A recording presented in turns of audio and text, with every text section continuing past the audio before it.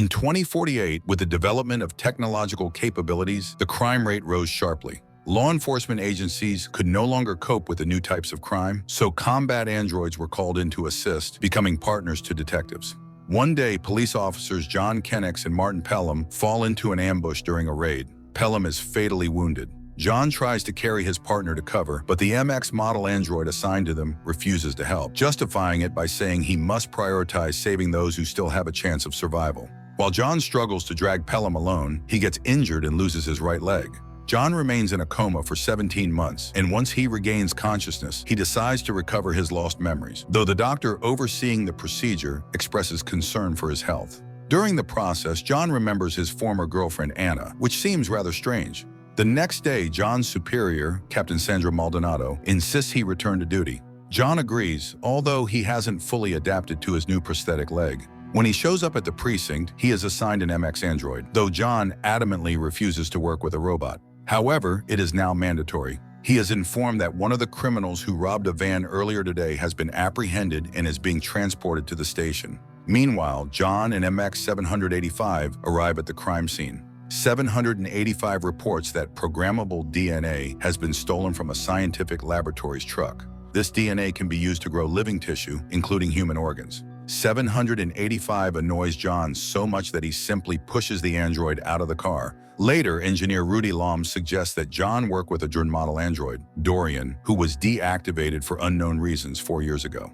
Unlike the MX units, DRNs were created with emotional programming and feel emotions similarly to humans. Rudy allows John to personally reactivate Dorian, and together they head back to the precinct. Meanwhile, Detective Vogel is attacked by a gang. His MX partner is shot, but the camera in his eye manages to capture the incident.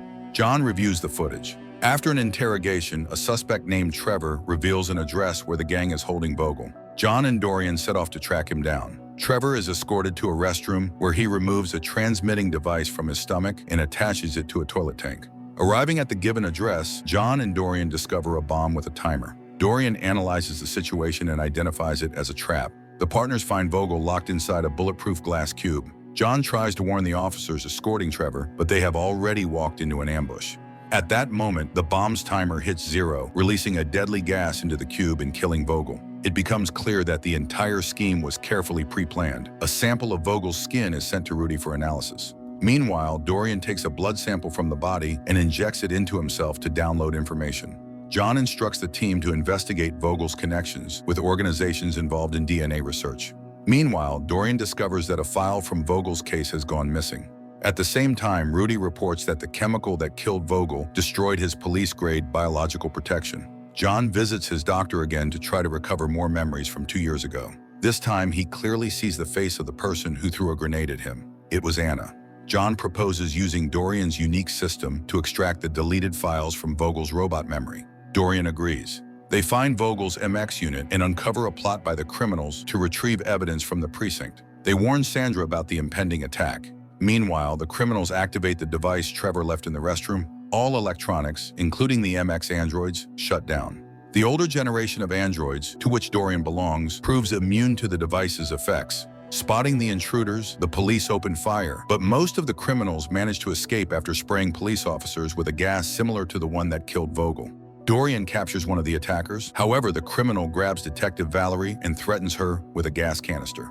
John manages to save Valerie, and the criminal is taken into custody. The police search the evidence warehouse, trying to figure out what exactly the criminals were looking for, but they have no concrete leads. Later, Rudy revives the MX androids that were damaged during the attack. Meanwhile, John allows Dorian to address him by his first name. The next day in a hotel room, a man named Sebastian Jones is spending time with a red-haired girl in lingerie. However, instead of taking advantage of her services, he begins to examine her.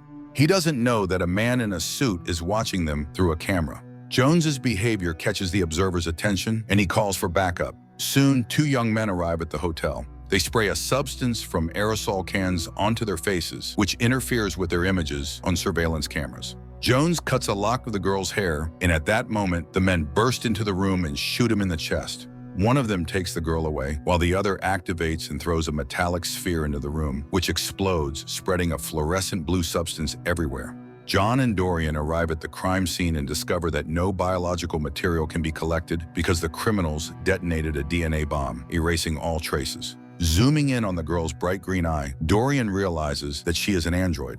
At the precinct, the police find out that Jones headed a corporation that produced robots designed for intimate activities. However, he had recently declared bankruptcy, and his assets, including a warehouse, had been seized. The detectives go to the warehouse and find several deactivated bots, along with a court summons addressed to Jones. Meanwhile, Valerie reports that DNA belonging to a girl named Nicole Bloomquist, kidnapped 3 weeks ago from a parking lot, was found at the crime scene. However, the red-haired girl who left the trace was actually a bot. Meanwhile, at a parking lot, a mother leaves her child in the car to throw away some trash. Suddenly, men jump out of a vehicle, grab her, and drive off in an unknown direction, leaving the frightened boy behind.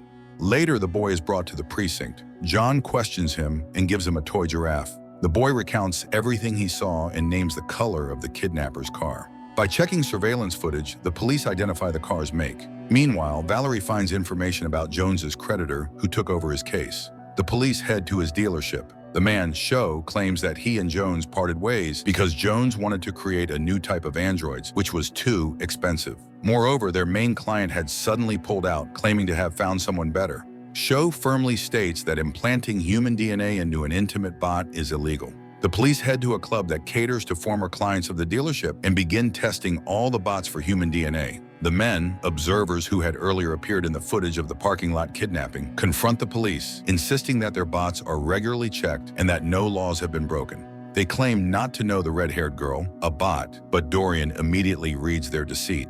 Meanwhile, Valerie reports that the silver sedan used by the kidnappers had been parked near a bridge for some time. The partners drive there and find the remains of the hotel girl bot stripped of her skin. Rudy examines the remains and concludes that the criminals are using the skin of real women to manufacture intimate machines indistinguishable from living humans. It seems that Jones found out about this and paid for it with his life. However, to confirm the result, Rudy needs a living bot with human DNA. At the same time, the police stop the sedan and find a girl bot named Vanessa inside, embedded with human DNA. Meanwhile, the kidnapped women are being transported to a laboratory where they are prepared for the skin removal procedure. The detectives interrogate Vanessa, and she names the owner of the club. But when the police arrive there, they find no laboratory inside. The owners of the club have just arrived at the real laboratory and are ordering the doctors to abandon their operations and destroy the women. Dorian consults Rudy, reminding him that the intimate bots use the same activation plates as he does. Using this information, Rudy locates the place where Vanessa was activated. The police manage to arrive before the laboratory's destruction and save several women. After the operation, Sandra thanks them and informs them that the intimate bots with human DNA must be destroyed. Dorian asks for permission to be present during the procedure. Vanessa is deactivated. The next day, terrorists seize one of the city's buildings. John and Dorian rush to the scene, and while evacuating civilians, they ascend the stairs. Meanwhile, the leader of the terrorist group gathers the hostages and orders the server room to be destroyed, while Sandra commands to jam all communications in the surrounding area.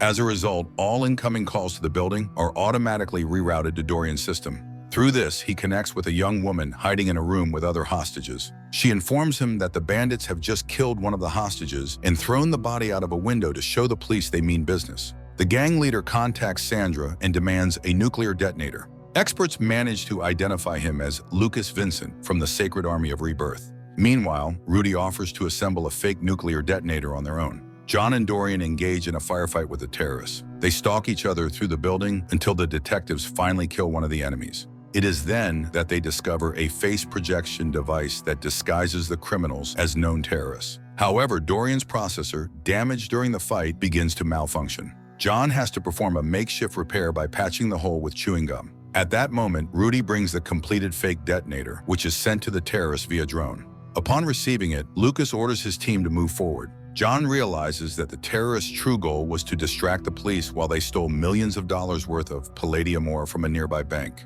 They are now preparing to leave, planning to set off a bomb and kill the hostages before escaping. Dorian climbs up the elevator cables and reaches the hall with the hostages through the ventilation system. He manages to shoot several terrorists but is captured by Lucas. Dorian's life is saved when John arrives, using the face projection device to disguise himself.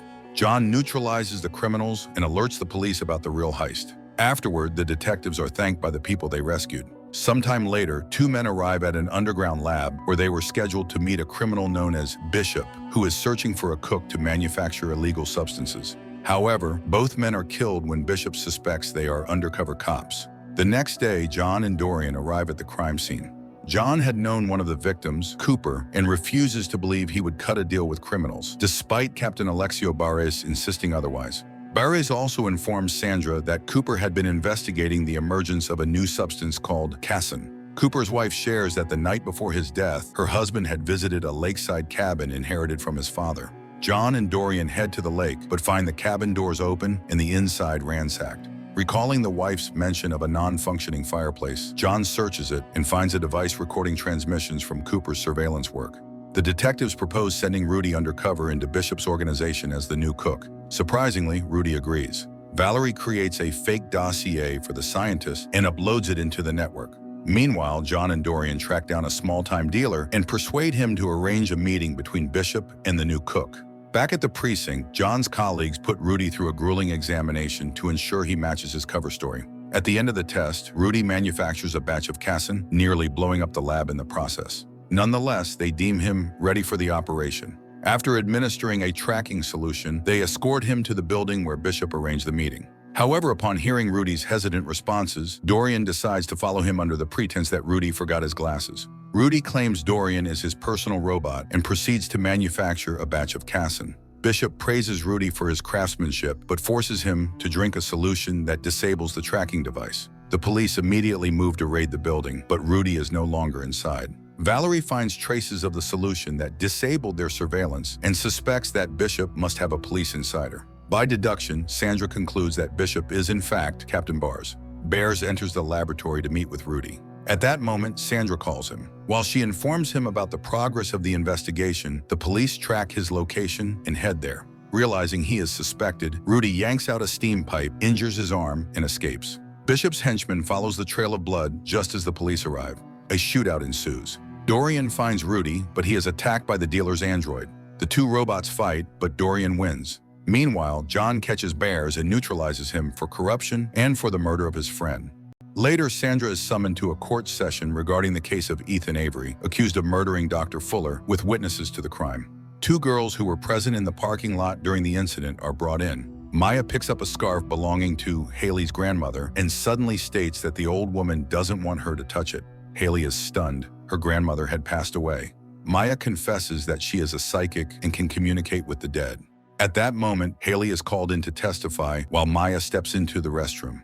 As soon as Haley appears on screen, someone enters the room and kills both her and the security guard. Hearing the gunshots, Maya escapes through a window. John and Dorian are assigned to ensure the safety of the remaining witness. They track Maya down in the woods. Meanwhile, Ethan laughs at Sandra, pointing out that she no longer has any evidence against him. At the precinct, Maya insists that after a surgery to activate her mental abilities, she can hear the voices of the dead. She says that Haley's spirit told her that Ethan Avery was the murderer. At that moment, Rudy arrives with the results of a voice analysis, confirming that the killer was indeed Ethan Avery. The detectives suspect the existence of a clone. Valerie reminds them that the murdered Dr. Fuller had specialized in cloning before the practice was outlawed. Meanwhile, the detectives learn that Maya has left the precinct. They catch up to her and force her into the car. Suddenly, they are ambushed by armed men. John kills one of the attackers, who looks exactly like Ethan Avery. The wounded Maya is taken to the hospital while John reports the existence of the clone. Maya tells Dorian about losing her parents. She had the surgery to be able to talk to them again, but the house burned down and no belongings survived, leaving her with no connection to them. Meanwhile, Valerie visits Dr. Fuller's house and finds evidence of cloning. Her android manages to transmit the data back to the precinct before Valerie is captured by Ethan's clones. Later, the clones contact John and demand to exchange Valerie for Ethan. Sandra sets out with Ethan and, contacting the clones, promises to bring their original. In reality, she leads Ethan into a hallway where Rudy has installed equipment that projects holograms to the meeting location. The groups begin to converge when the hologram glitches. Valerie shoves the clones aside and runs toward the police. A gunfight breaks out. The clones attempt to flee, but Dorian chases them down and flips their car, which explodes. Ethan is returned to his cell. Later, Maya testifies, and Ethan Avery is sentenced to prison. Dorian thanks Maya and gives her a box containing her parents' belongings, which were recovered as evidence from the arson case. Maya picks up a door handle from the box and greets her loved ones. At a hospital, a man bursts in, claiming that someone is trying to kill him by inducing a heart attack. While the doctors attempt to calm him down, he dies of a heart attack. John and Dorian respond to the suspicious death, learning that the deceased had a very expensive artificial heart despite not being listed on any transplant registries. John reports the incident to Sandra, while Rudy discovers a strange microchip inside the heart. The detectives visit the foundation responsible for organ transplants. The director confirms that the heart belonged to them, but says she doesn't know how the man obtained it. She finds a record of the heart's original owner, a woman who died 2 years ago. The detectives head to the crematorium, where worker Henry admits to selling hearts and other organs. The buyer, a man named Oscar. At that moment, Valerie reports that the deceased had been transferring money to a specific account every month. Meanwhile, Rudy confirms that the heart contained a timer that had to be reset every 30 days. It becomes clear the man was paying to keep his heart functioning, which is why he knew the exact time of his death. At the police's request, Henry calls Oscar. Oscar soon arrives. Following him, the police discover an underground clinic where similar operations are actively being performed. Meanwhile, Henry receives a call from a woman ordering him to destroy all the timers and disappear. The arrested surgeon provides the woman's name, though it is clearly fake. Soon after, people across the city with artificial hearts begin to die. It turns out they were all former clients of the Transplant Foundation who had been denied official procedures. In every case, the same administrator was involved. The detectives return to the crematorium, where they catch Henry just as he is about to burn the body of the woman who organized the profitable business. The Foundation's staff commit to replacing all the second-hand hearts. The next day, the police department faces electrical problems, leaving Dorian unable to recharge. Meanwhile, a masked man bursts into the car of a bank employee named Ramon and knocks him out. When Ramon regains consciousness, he finds a device with a timer strapped to his neck. A voice through a transmitter orders him to follow instructions, while a live broadcast of the incident starts online. Ramon is forced to drive to the bank and, under threat of violence, forces a colleague to transfer money to a designated account. The detectives respond to the call and stop Ramon's car, but they realize they won't have time to defuse the bomb. They shield Ramon with a protective dome where he dies when the bomb detonates. The psychopathic killer's viewers express delight over the brutal execution. The police learn that Ramon was responsible for loan approvals and start compiling a file on those he rejected. Meanwhile, Valerie discovers footage of the murder posted on the dark web. At the same time, Rudy locates the address where Ramon had been ordered to deliver the money. The police head there and find a computer displaying the name of the next victim, a florist named Ginny. Having received a flower delivery order, Ginny heads to the location with a bouquet of roses, only to find herself in the same trap as Ramon. Video of her predicament is soon broadcast online. The girl follows the madman's orders until the detectives track her down. Dorian starts working on disarming the bomb. Ginny reveals that the perpetrator is a man she rejected, Simon, and provides a description. The detectives manage to save Ginny at the last possible moment, sending Dorian into a euphoric state while the killer flies into a rage. The police find Simon's profile on a dating site and discover he had been one of Ramon's clients. Further investigation reveals that Simon once tried to become a police officer, but was expelled from the academy. This suggests his next target might be his former sergeant. The detectives soon locate Simon's trailer. Upon arrival, they find it rigged with explosives. The trailer detonates. While searching the area, John spots a man in a police uniform. As John approaches, he is sprayed in the face with gas. John regains consciousness on a park bench with a bomb collar around his neck. The killer contacts him, instructing him to free himself using the tools provided. Through the live broadcast, Valerie identifies John's location. The police move out. Surveying the plaza, Dorian deduces that the killer is likely positioned at the clock tower. However, the perpetrator warns that if snipers fire and he drops the detonator, the bomb will go off. Dorian climbs the clock tower to disable the killer with an electric charge that will prevent him from releasing the device. But Dorian's battery is down to only 15%. He manages to succeed at the last second. When John's bomb deactivates, Dorian collapses beside the immobilized Simon. That evening, John drives Dorian to Rudy, who offers Dorian a place to live in his laboratory. One day, a young man bursts onto a train station platform where he is stopped by the police. He pleads for help, and a bullet shatters the glass ceiling, killing him instantly. Despite the discovery of 3 distinct bullet marks, there was only 1 bullet fired. Dorian suspects a ricochet. Later, he finds the victim's girlfriend, Kira Larson, who worked with Anton. The detectives head to her location, receiving confirmation en route from Rudy that the bullet had indeed been guided by a targeting system. They break the bad news to Kira. The only unusual thing she remembers is a new face in Anton's circle, a recruiter named Natalie. Meanwhile, Dorian studies Anton's work and realizes that the company produced software designed to track real-time queries to deliver personalized ads. Anton exploited a flaw in the software to turn gadgets into an accurate targeting system for bullets. However, according to Interpol data, this technology was stolen from a Ukrainian weapons depot. It seems Anton sold his software to arms dealers, who then used it to carry out killings. At that very moment, the arms dealers present the technology to a potential buyer who demands a live demonstration of the bullet. Natalie suggests eliminating Kira. Valerie volunteers to study Anton's financial records, while Dorian tries to locate Natalie. Meanwhile, the arms dealers launch one of their guided bullets at Kira. Dorian detects network activity and notices that the surveillance cameras are focusing. He shields Kira, taking a bullet to the stomach himself. Kira and her daughter are moved to an underground bunker for their protection. Blaming Anton, Kira decides she wants to erase her memory to convince the arms dealers she poses no threat. Meanwhile, Valerie finds Anton's safety deposit box containing scraps of paper with numbers and a video where Kira and her daughter are threatened unless Anton hands over the schematics. Unaware of this, Kira arrives at a memory erasure clinic, hoping the arms dealers will leave her alone once she forgets everything. The detectives find her before the arms dealers do, but before they can escort Kira out, Natalie and her partner arrive. John and Dorian engage in a fight with the attackers and manage to disable them. At the precinct, they show Kira the blackmail video and explain that Anton sold his software to protect her and her child.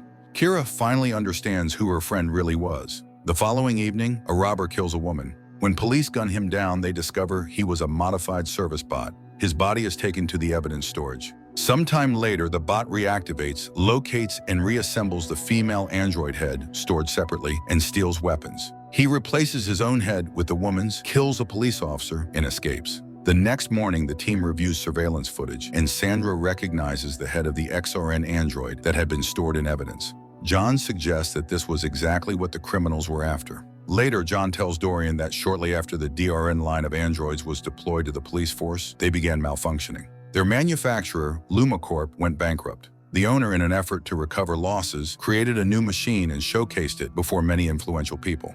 However, the demonstration went catastrophically wrong. XRN killed 26 police officers and countless androids before being taken down after 3 days. Only her head remained, stored among the evidence. Meanwhile, the escaped XRN arrives at a warehouse where she upgrades her body to a higher quality model. At that moment, the building's owner returns, sees XRN, and calls her by the name Danica. Soon after, the detectives are called to the warehouse. They provide medical assistance to the owner, and Dorian recognizes him as Dr. Nigel Vaughn, the founder of LumaCorp and the man who created him. After the XRN disaster, Vaughn lost his license, changed his name, and now makes a living repairing robots and selling old parts. He explains that Danica had demanded he take her to his old lab, which no longer exists. He feels a heavy sense of responsibility for the catastrophe he unleashed. Vaughn suggests he may be able to track Danica by accessing old equipment. Meanwhile, Danica storms into a technology company's lab, killing several employees. Back at the precinct, Rudy bows before the Great Master, confessing he's a huge fan, and helps Vaughn locate a crate containing synthetic souls, the essence that makes androids alive. Meanwhile, John is informed that Danica has stolen 500 enhanced ZNA processor cores. This means someone could potentially create 500 more copies of Danica. Nigel and Rudy manage to isolate Danica's unique energy signature and track her near a restaurant. Nigel gives John a spike with instructions to drive it into the back of Danica's neck. The detectives head to the restaurant where many influential people have gathered. However, Danica is already there and opens fire on the guests just as the police storm the building. Her weapon proves to be more powerful, and John hides behind a column for cover. While Danica is reloading, John manages to drive the spike into her neck, but it doesn't work. Back at the precinct, Sandra orders that Dr. Vaughn be brought in, but Nigel has already disappeared. After severely beating John, Danica continues onward, until Dorian intervenes. In the ensuing fight, Dorian is impaled on a steel rod. As Danica prepares to shoot Dorian, John strikes her with a stick. Danica grabs him and strangles him before throwing him to the ground. Suddenly, John shows her a grenade pin and kicks her. Danica is thrown from the room and explodes behind the wall. John reports that the bot has been destroyed and learns that Dr. Vaughn is missing. Rudy then discovers that the synthetic souls are also gone. Meanwhile, Nigel retrieves the ZNA processors Danica hid for him in a dumpster and drives off in a van. The detectives suspect that Vaughn intends to create an army of Danicas. One day, a girl wanders through a forest, watching as shining mathematical equations fill the air around her. Elsewhere, another girl conducts an imaginary orchestra, hearing and seeing her beautiful music fill a concert hall. Suddenly, both girls collapse, their eyes opening into a lifeless stare. Sandra informs John about the simultaneous deaths of 2 students. Inspecting Scarlett's body, John contacts Valerie, who is examining the second victim, Eleanor. Toxicology tests come back clean, though visually the deaths appear to be overdoses. John finds a sealed container in Scarlett's pocket, its biometric lock responding to her DNA. Valerie finds an identical empty container on Eleanor. It turns out both girls were chromes, genetically modified humans. Sandra asks Valerie, herself a chrome, to talk to their parents. The lab discovers traces of a new type of substance in the victim's blood. Meanwhile, Dorian finds a third victim, another academy student named Lila, who drowned 7 months ago. The 3 girls were close friends. The detectives visit Lila's mother, Mrs. Hoving, who reveals that her daughter was not a chrome but a natural girl. After Lila drowned, Mrs. Hoving hired a private investigator who managed to record Scarlett and Eleanor discussing the night of Lila's death. She handed the recordings over to the police, but was later told they were erased due to a magnetic surge. John doubts this explanation and asks for the detective's contact information.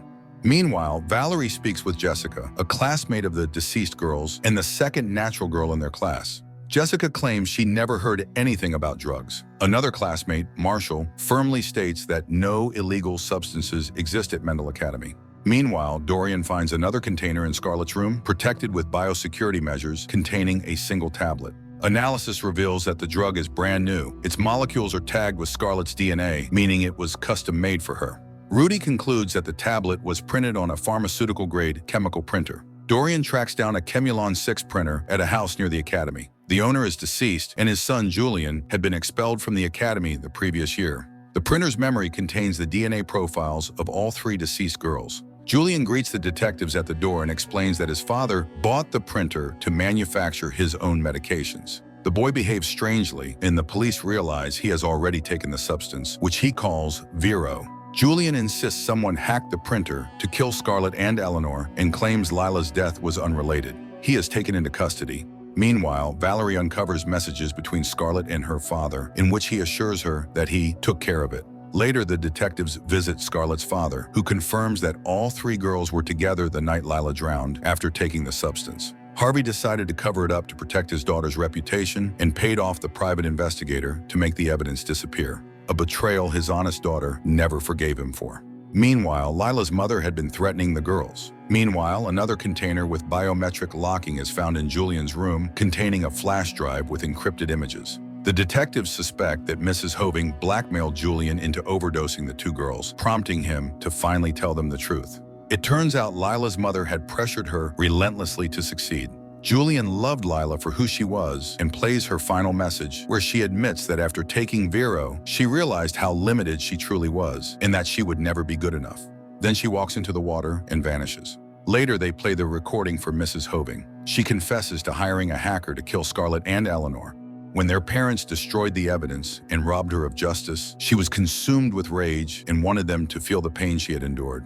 John realizes how dangerous obsession can become. Meanwhile, Michael and Linda Bennett recall how, a year earlier, a teenager named Aaron Cassidy broke into their home and was shot dead by their smart home security system, which manifested as a holographic butler named Sam. Trying to clear her head, Linda goes for a swim. Michael watches a news report about Aaron's death and orders Sam to turn it off, but the hologram doesn't respond. At the same time, the pool cover closes, trapping Linda underwater. Michael is forced to break down the door to get to her. The security system identifies him as a threat and guns him down. The detectives respond to the scene. Learning about the anniversary, they classify the case as murder, since Aaron's death had been a highly publicized event. Dorian confirms that the smart home system was hacked.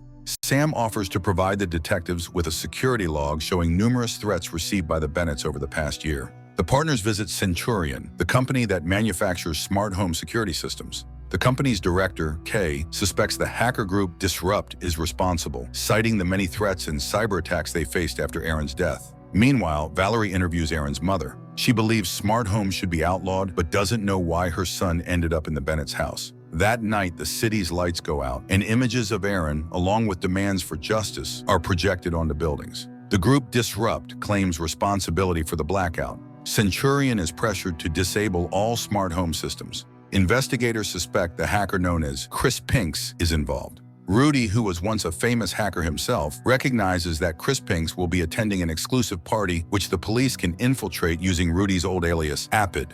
The detectives attend the party, which turns out to be virtual, and locate Chris Pinks, arresting him. Chris Pinks explains that he hacked the city network as an act of civil disobedience, but denies any involvement in the murders. Their conversation is interrupted by news of another death, the Centurion Company's attorney, who suffocated when the fire suppression system in his smart home removed all the oxygen. It turns out he had also received threat letters like the Bennetts. Judging by the outdoor photograph of Aaron used in the blackouts, it's clear the sender personally knew him. Valerie finds half of a revealing photo on Aaron's computer and asks Chris Pinks to locate the missing half and extract a hidden social media tag from the file. Chris Pinks succeeds. The second half shows a teenage girl, whom Dorian identifies as Emily Wilson, a student expelled for assaulting a classmate. After Aaron's death, she moved to Arizona and disappeared last month. Her files contain detailed dossiers on the Bennetts, the attorney, and the director of Centurion. The detectives head to the company, where Kay is working late. Suddenly, Kay receives a threatening email identical to the previous ones.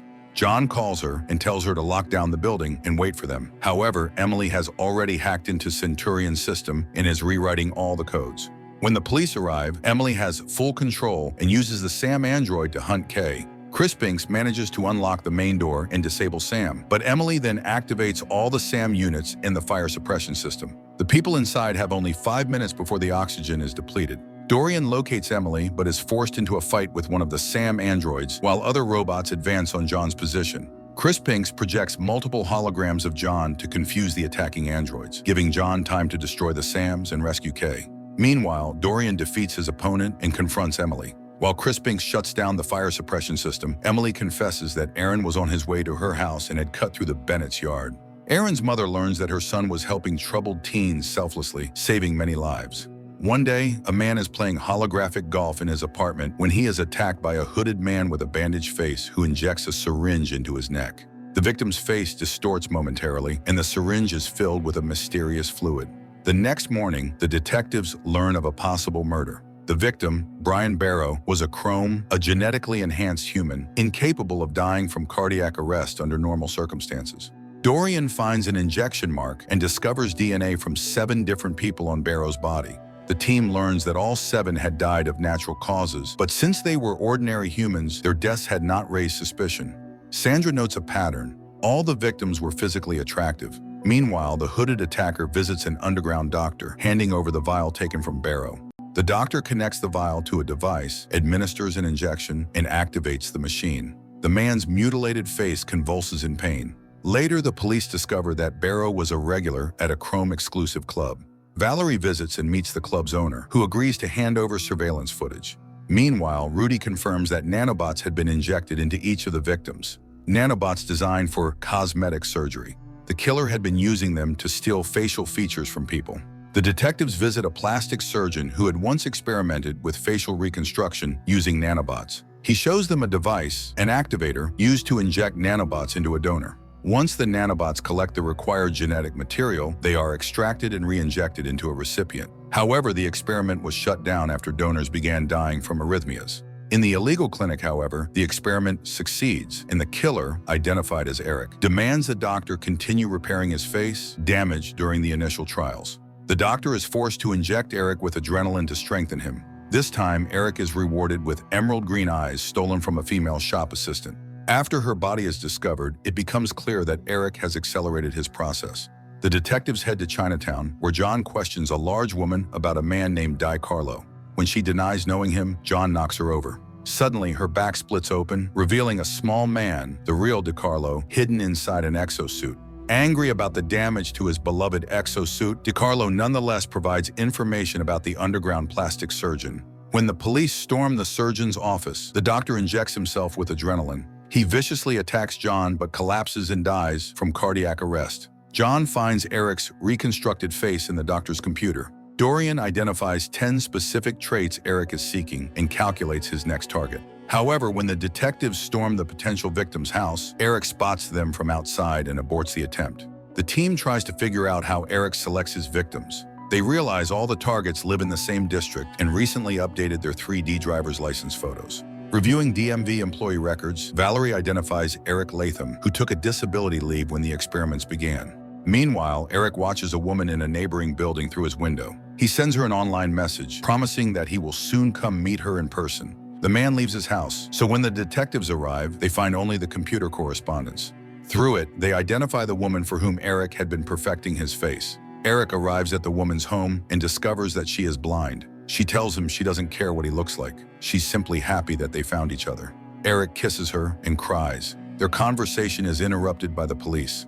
Eric flees. John catches up with him on the rooftop and tries to persuade him not to jump, but Eric throws himself down, punishing himself for the deaths of innocent people. Sometime later, a man in a wheelchair approaches a teenage girl, offering to take her to a shelter. After receiving food supplement tablets from a dispenser, she accepts his offer. The man gently scratches her hand as he takes it. The girl loses consciousness, and he carries her away in his van. Meanwhile, the precinct hosts the annual review of android officers. Everyone unanimously praises Dorian. After receiving a call, the partners head to the scene where a girl's body stuffed with straw has been found. John realizes it's a copycat crime mimicking the Straw Man murders from 10 years ago. John's father, Detective Edward Kennex, had caught the original killer, Michael Costa, and sentenced him to life imprisonment. However, shortly afterward, Edward died. John tries to obtain his father's case file, but finds it classified. All that's known is that Edward had been under investigation for stealing equipment from the evidence storage before his death. The detectives visit Costa in prison. The warden describes him as a model inmate. Costa, whose paranoid schizophrenia is now controlled, claims he was innocent and admits that Edward had visited him shortly before his death. Later, it's discovered that the stitches on the new victim's body match the stitching on the previous strawman victims. Either the copycat had close contact with Costa, or it's the same killer. Sandra helps John access his father's sealed file, where he learns that Edward had suspected Costa was framed. John also finds photographs of the victims' feet, all circled. Meanwhile, Rudy examines the new victims and notices there is no dirt under their fingernails, suggesting these are copies, not real bodies. John recalls the photos of the feet, and Rudy confirms that all victims had flat feet. Using an old organic printer in a cupcake mold, Rudy demonstrates how the material settles, creating a flat bottom. Modern bioprinters have corrected this flaw, but old models couldn't preserve an arch, explaining why the bodies were stuffed with straw. It turns out the kidnapper wants to keep the real victims alive, but ensures no one looks for them. Soon, another body is found. John determines that all the victims had lived in large shelters equipped with food supplement dispensers that prick fingers to assess nutritional needs. Sandra orders officers in uniform to patrol all shelters openly, except for 2 where undercover ambushes are set. That evening, a detective shelters in one of the safe houses and meets a guy wearing night vision goggles. Meanwhile, John tells Dorian about how his father almost died because he refused a bribe from a corrupt captain, suggesting that the case against Edward had been fabricated. Meanwhile, the officer finds the discarded night vision goggles by the roadside. He spots a van leaving and calls for backup. The suspect is identified as Glenn Dunbar, previously convicted for black market tech trafficking. The partners arrive at the scene and discover that the boy is still alive, trapped in the back of the van. Inside the building, they find capsules with the bodies of young women connected to unknown technologies. Dorian captures Glenn's double, packed with explosives, while John is attacked by the real Glenn. John manages to shoot and kill him. Examining Glenn's body, they discover he was a cyborg, his body fused with biotech. Nearby, they find a bioprinter, the same model once stolen from the evidence locker. Dorian discovers that the officer in charge of the evidence locker back then, Grant, was also murdered just 3 weeks after Edward's death. It turned out that Glenn suffered from a degenerative disease, which he had tried to fight through cybernetics, experimenting on his victims. When, 10 years later, the technology began to fail, he resumed kidnapping people. Grant had been selling stolen equipment and tried to frame Edward for the theft to discredit his investigation, and apparently Glenn had killed them both. All charges against Costa are dropped, and Sandra congratulates John on closing his father's case and restoring his good name.